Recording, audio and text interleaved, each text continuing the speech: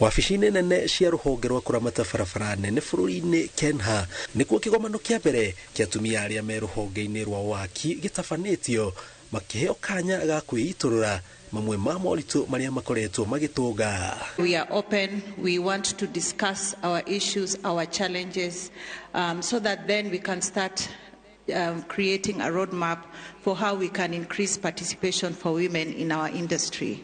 We also hope that one of the outcomes of this day is to start a mentorship program. It is important to note that women comprise of less than 10% of accredited site workers and supervisors in our construction industry. Further, less than 8% of the professional engineers constitute of women.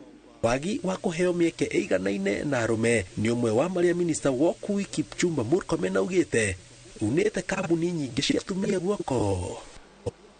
My ministry, and I'm sure the agencies have told them, must give contracts to women who are women.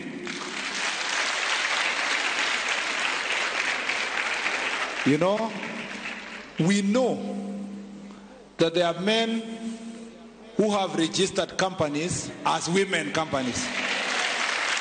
A report released in February last year by Delberg puts the women in construction at 3% artisans within the country.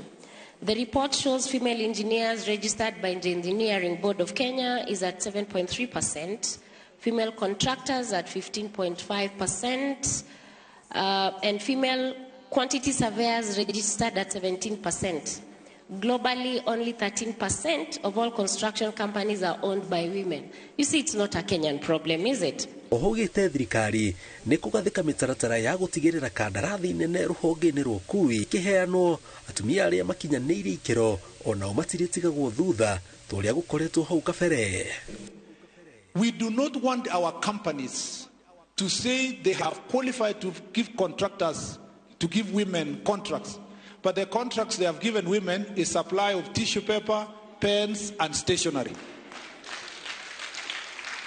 We want women to be given real work to construct bridges, to do roads, to maintain roads.